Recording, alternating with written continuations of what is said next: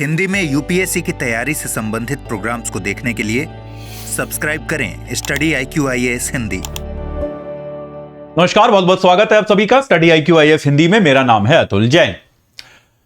आजकल के पर्यावरण से जुड़े मामलों की चिंता, आजकल जितनी पर्यावरण से जुड़े मामलों की चिंता की जाती है, ऐसे में हम सभी ने इस बारे में सुना होगा, इस बारे में सोचा होगा कि ये जो फॉसिल फ्यूल्स होते हैं, ये जो आपके जीवाश्म ईंधन होते हैं, भले ही वो तेल हो, आपका कोयला हो वगैरह, इन सभी पर हमको अपनी निर्भरता कम करनी है। ये तो हम जानते हैं कि हम दुनिया जो है एक सामूहिक तौर पर इसका प्रयास कर रही है कि हम अपनी निर्भरता जो है जीवाश्म ईंधनों से कम करके जो हमारे नवीकरणीय ईंधन हैं उनकी तरफ बढ़ाएं। यह दुनिया प्रयास कर रही है। अब इस दिशा में एक कॉन्सेप्ट है जिसके बारे में आजकल चर्चा की जाती है, जिसको हम कहते हैं पीक ऑयल।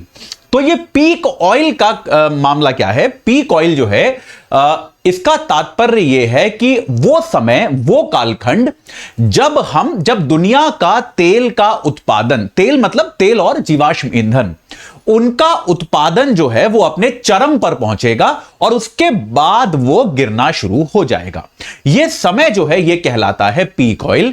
तो आज मैं आपको अगले 5-7 मिनट में ये बताने वाला हूं कि ये पीक ऑयल का जो कॉन्सेप्ट है, इसके मायने ये कौन लेके आया था, इसके बारे में क्या अनुमान लगाए गए थे, वो अनुमान ऑब्वियसली सही नहीं निकले, और उसके बाद जो है इसको लेकर जो पर्सपेक्टिव है, इसको लेकर जो सोचने का तरीका है, उसमें कैसे एक जमीन आसमान का बहुत बड़ा बदलाव आया है।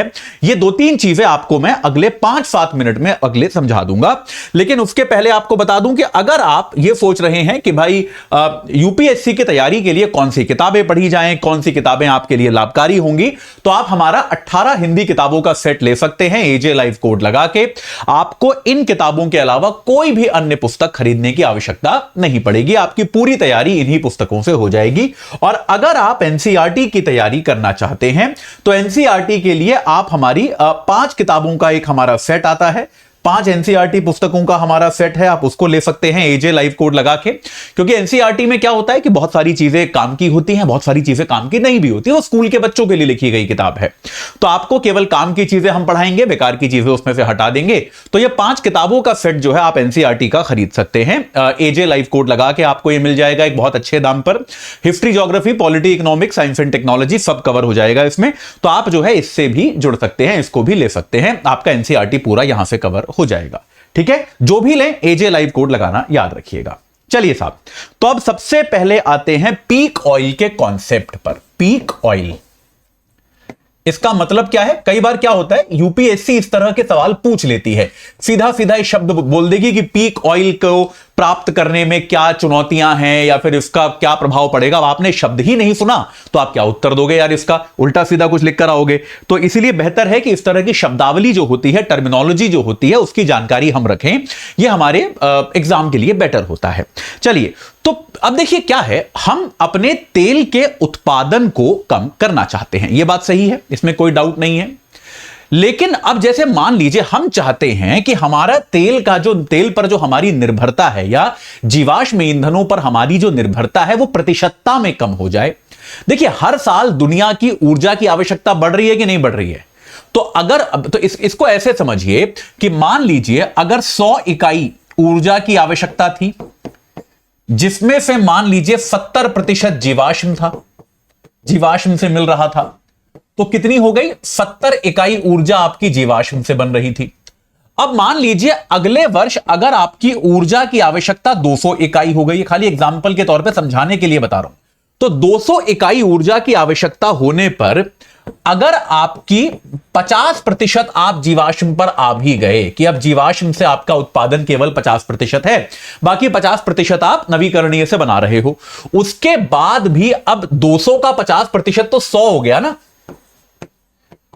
तो समझ रहे हो आप कि कहने को परसेंटेज में हमने जीवाश्म ईंधनों पर अपनी निर्भरता कम कर ली है, 70 से हम 50 पे आ गए हैं, यह बात सही है। लेकिन अगर हम ये परसेंटेज छोड़ दें तो कुल मिलाकर हम पहले 70 इकाई जीवाश्म ऊर्जा बना रहे थे, अब 100 बना रहे हैं।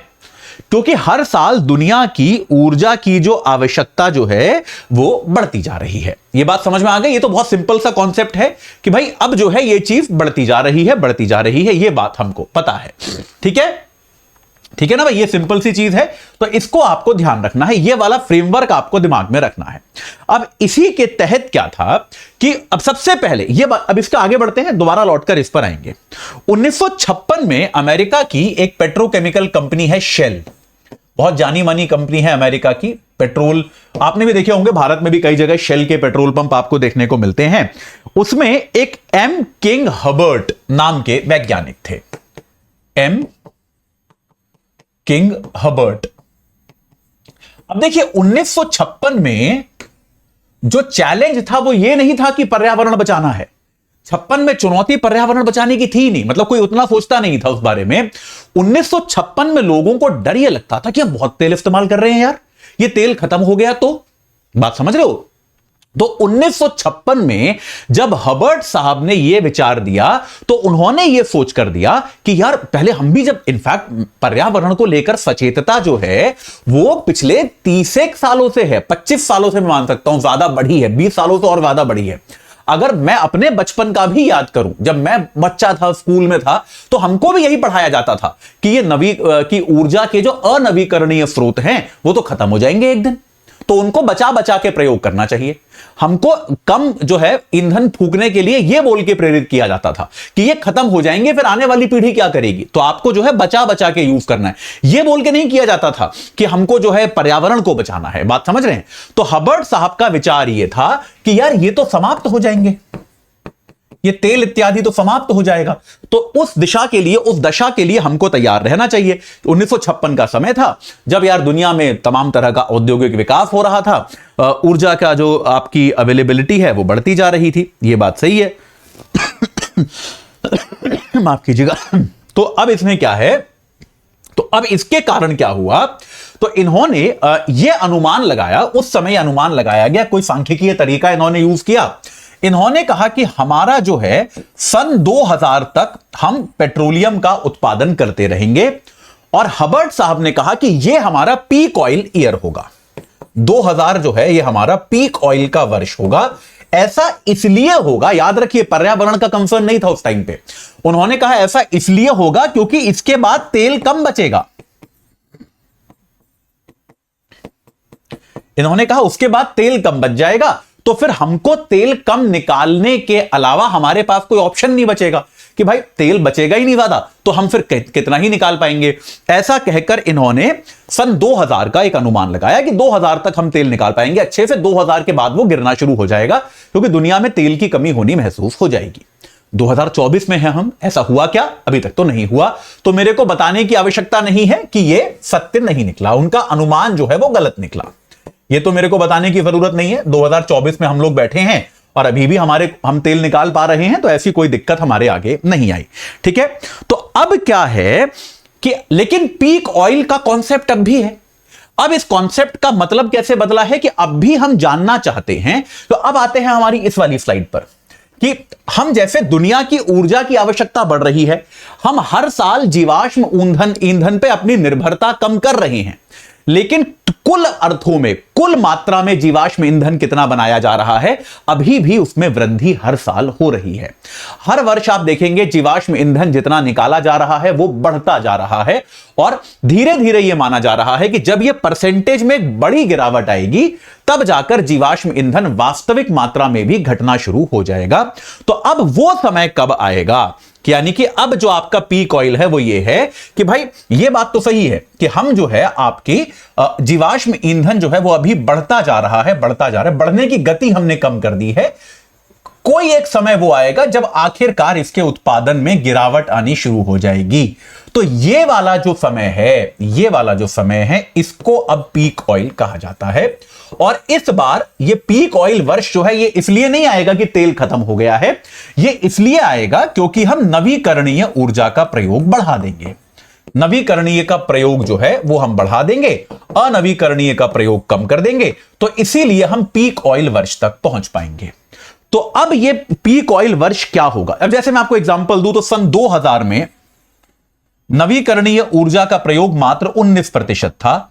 अब 2023 का जो आंकड़ा है उसमें यह 30% है।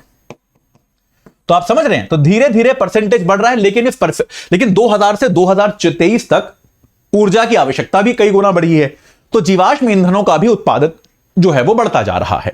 तो अब पीक ऑयल का मतलब यह है, पीक ऑयल से हमारा तात्पर्य यह है कि ऐसा कब होगा कि वास्तविकता में कुल मात्रा में भी तेल और जीवाश्म ईंधनों का उत्पादन जो है वो कम हो जाए। ठीक है, यह बात क्लियर है। तो अब ऐसा माना जा रहा है कि पीक ऑयल का जो वर्ष है यह कभी 2030 के पहले पहले आ जाएगा। अब वैज्ञानिकों का यह अनुमान है कि 2030 तक कभी ना कभी हम इस बिंदु पर पहुंच जाएंगे जब हम पीक ऑयल वाली स्थिति में आ जाएंगे, और जो है ये धीरे धीरे तेल का उत्पादन या अनवीकरणीय जो ईंधन है उसका उत्पादन हमारा घट जाएगा। तेल और जीवाश्म ईंधन जो है उनका उत्पादन घट जाएगा। इसका जो प्रमुख कारण माने जा रहे हैं, अब कारण क्या है? एक तो ऑब्वियसली पर्यावरण के लक्ष्य हैं। दुनिया के सभी देशों ने अपने अपने पर्यावरण के लक्ष्य तय किए हैं, वो इसका एक प्रमुख कारण है। इसके अलावा जो है तेल निकालने की कीमत बढ़ रही है। निकालने की जो कीमत है वो बढ़ गई है, लागत इसकी काफी बढ़ गई है। अब तेल उतना सस्ता नहीं मिलता। और तीसरा जो प्रमुख कारण है वो है इसमें बहुत भारी प्रतिस्पर्धा है। जैसे जैसे संसाधन घट रहे हैं उसमें प्रतिस्पर्धा भी बढ़ती जा रही है। तो इन कारणों से यह माना जा रहा है कि 2030 के पहले पहले शायद हम पीक ऑयल वाली स्थिति तक आ जाएंगे। तो पीक ऑयल का कॉन्सेप्ट आपको पता होना जरूरी है। मैंने इसका इतिहास, ये कैसे इसका मतलब बदला, ये आपको बताया। आशा मैं करता हूं कि कभी ना कभी परीक्षा में पूछा जा सकता है, तो आपको इसको सिंपल सी बात में याद रखने की आवश्यकता है। इंडियन एक्सप्रेस ने इस पे एक्सप्लेनर छापा था, तो जो है जो चीज अखबार में छप जाती है वो वैसे ही इंपॉर्टेंट हो जाती हैं। चलिए जाते जाते फिर से बता दूं कि अगर आपको यूपीएससी की तैयारी के लिए एनसीईआरटी किताबें पढ़ने में डाउट हो रहा है कि भाई कैसे पढ़ें और क्या ना पढ़ें, तो याद रखिए कि आप जो है हमारा 5 किताबों का सेट एजे लाइव कोड लगाकर खरीद सकते हैं। सारी काम की चीजें शामिल की गई हैं, जो चीजें काम की नहीं है उनको छोड़ दिया गया है। इनसे पढ़ लेंगे, एनसीईआरटी में कोई डाउट आएगा नहीं। History, geography, polity, economics, science and technology की किताबें इसमें हैं। और अगर आप यूपीएससी के लिए कौन सी किताबें पढ़नी है इस बात को लेकर चिंतित है, तो हमारा 18 किताबों का सेट है, आप उसको एजे लाइव कोड लगाकर ले सकते हैं। अगर आप ये किताबें खरीद लेंगे तो यूपीएससी की तैयारी के लिए एक भी और किताब आपको नहीं खरीदनी पड़ेगी। तो आज ही आप एजे लाइव कोड के जरिए इन पुस्तकों से जुड़ जाइए, इनसे अपनी तैयारी को एक सही आकार प्रदान करना शुरू कीजिए। इस चर्चा से जुड़ने के लिए आप सभी का बहुत बहुत धन्यवाद। हिंदी में यूपीएससी की तैयारी से संबंधित प्रोग्राम्स को देखने के लिए सब्सक्राइब करें स्टडी IQ IAS हिंदी।